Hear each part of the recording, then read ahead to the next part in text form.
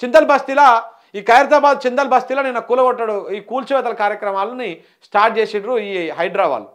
Start చేస్తే ఆయన phone చేసి మాట్లాడుతున్నాడు ఎవరితోటి, మన రంగనాథ్ తోటి. ఇగో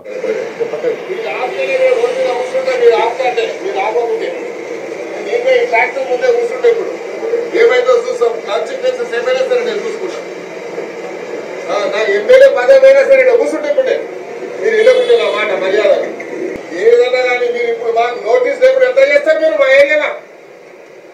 ఏదన్నా కానీ మా ఎమ్మెల్యేకి మాకు నోటీస్ లేకుండా ఎంత చేస్తారు మీరు? మీరు ఆపండి, మీరు ఆపకుంటే నేను ఆ బండి ముంగడ కూర్చుంటా. మీరు బండి ముంగడ కూర్చోవాలా ఆపుతారా?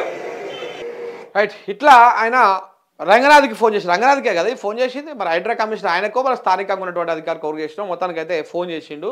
ఈ హైడ్రా కూల్చివేతల మీద స్టార్ట్ చేసిండు. నా ఎమ్మెల్యే పదవి పోయినా పర్లేదు, అందులో చాలా కీలకమైనటువంటి పదాలు ఉన్నాయి గుర్తుపెట్టుకోండి.